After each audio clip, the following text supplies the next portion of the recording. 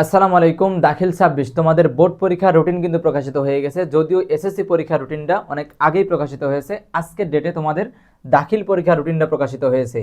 এইবারের পরীক্ষার রুটিনটা অন্যান্য বার থেকে অনেকটা আপডেট, অনেকটা গোছালো এবং ছুটিগুলোও খুব বেশি নিয়মতান্ত্রিক। ঠিক আছে, আমরা দেখে আসি যে আমাদের রুটিনে কোন দিনে কি পরীক্ষা থাকছে এবং কোন দিনে কোন পরীক্ষার আগে আমরা কয়দিন করে বিশ্রাম পাচ্ছি, ছুটি পাচ্ছি। প্রথমেই বরাবরের মতোই কোরআন দিয়ে শুরু হচ্ছে, যেটা আমাদের 21শে এপ্রিল থেকে আমাদের কোরআনের মাধ্যমে আমাদের দাখিল পরীক্ষা এবং বাংলা ফার্স্ট পার্টের মাধ্যমে এসএসসি পরীক্ষা শুরু হবে। তাহলে আমাদের দাখিল সেকশনে কোরআনের মাধ্যমে পরীক্ষা শুরু হচ্ছে 21শে এপ্রিল। এরপরে কিন্তু মাঝখানে একদিন গ্যাপ রেখে বৃহস্পতিবারে, তার মানে 23 তারিখে কিন্তু পরীক্ষা হচ্ছে অ্যারাবিক ফার্স্ট পার্ট। একটা আজরাইল সাবজেক্ট, কিন্তু খুবই কঠিন সাবজেক্ট, তোমরা জানো। এরপর আবার কিন্তু আরেকটা আজরাইল সাবজেক্ট, খুবই কঠিন সাবজেক্ট।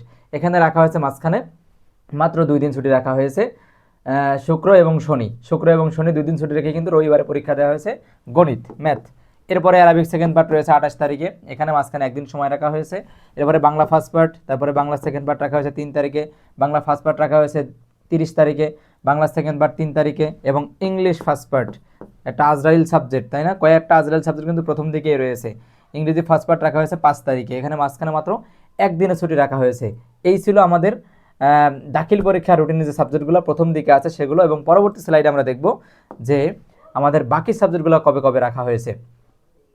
যদি এখানে তোমরা খেয়াল করো, এরপরে শুরু হচ্ছে অ্যারাবিক ইংলিশ ফার্স্ট পার্টের পরে ইংরেজি ফার্স্ট পার্ট ছিল 5 তারিখে এবং 7 তারিখে রয়েছে ইংরেজি সেকেন্ড পার্ট 7 তারিখে। হাদিস শরীফ রয়েছে, মাঝখানে কিন্তু ভালোই ছুটি দিয়েছে, এত ছুটির হাদিসে কিন্তু এত ছুটির প্রয়োজন নাই। শুক্র শনি, হ্যাঁ 2 দিন ছুটি রয়েছে, হাদিসে এত ছুটির প্রয়োজন ছিল না। কিন্তু এখানে আকাইদ ফিকায় একেবারে ছুটি না রেখেই পরপর পরীক্ষা রয়েছে, 3টা 4টা পরপর পরীক্ষা রয়েছে। দেখো এখানে হাদিস শরীফ রয়েছে 10 তারিখে, আকাইদ ফিকা রয়েছে 11 তারিখে, কৃষি শিক্ষা রয়েছে 12 তারিখে, ইসলামের ইতিহাস 13 তারিখে। সবগুলো কিন্তু পরপর পরীক্ষা। এবং তথ্য প্রযুক্তি মাঝখানে বেশ ভালো একটা গ্যাপ রেখে তথ্য প্রযুক্তি বা আইসিটি হচ্ছে রবিবারে। যেহেতু পরীক্ষা রুটিন প্রকাশিত হয়ে গেছে, সকল প্রকার কনফিউশন, সকল প্রকার হ্যাঁ না সকল কিছুকে বাতিল রেখে আমাদের এখন পড়তে বসতে হবে, তাই না? যে সময়টা আছে এই সময়টাকে কাজে লাগাইতে হবে। আমাদের এসএম মেথড কিন্তু এসএসসি দাখিলের জন্য একটা অ্যান্টিবায়োটিক কিন্তু কোর্স লঞ্চ করেছে, একটা মিশন এ প্লাসের একটা কোর্স আমাদের চলছে। এই কোর্সে কিন্তু এখনও ভর্তি হওয়ার সুযোগ রয়েছে এবং আমাদের এই কোর্সের অধীনে 100% কমন সাজেশন রয়েছে, ডেইলি 6 দিনের ক্লাস রয়েছে এবং আমাদের ডেইলি মাস্টার প্ল্যান রয়েছে, যে আমরা ডেইলি কতটুকু করে একটা স্টুডেন্ট পড়বে, কী পড়বে সেটা রয়েছে। 100% কমন সাজেশন রয়েছে এবং আমাদের এই ক্লাসগুলো লাইভে যেগুলো হয়েছে সেগুলো রেকর্ডেড রয়েছে, সবার জন্য সেগুলো উন্মুক্ত করে দেওয়া হবে।